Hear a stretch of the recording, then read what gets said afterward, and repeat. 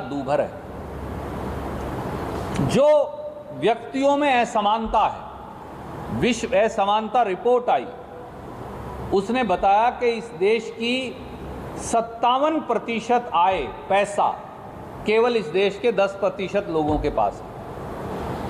जिस देश का 57-60% पैसा केवल 10% लोगों के पास हो, वो देश कैसे चलेगा? और देश के आधी आबादी के पास केवल 13% पैसा है। यानी अगर कुल आबादी 140 करोड़ है तो 70 करोड़ के पास केवल 13% पैसा ही है। लोगों की जिंदगी चलेगी कैसे? इसीलिए अमीर और गरीब की खाई को तोड़ो, भारत जोड़ो। एक और मैं आपके समक्ष रखना चाहूंगा, इस देश में जो 70 साल में बनाया उस सब की लूट मची हुई है। भाजपा भारत बेचो अभियान पर लगी।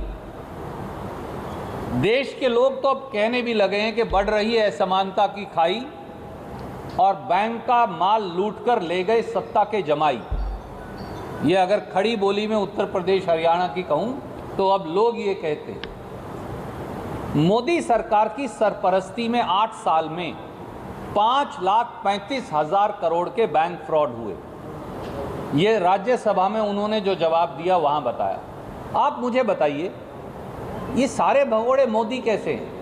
कहीं नीरव मोदी, कहीं वो दूसरे वाला ललित मोदी, कहीं उस नीरव मोदी के चाचा या मामा मेहुल चौकसी, कहीं विजय माल्या।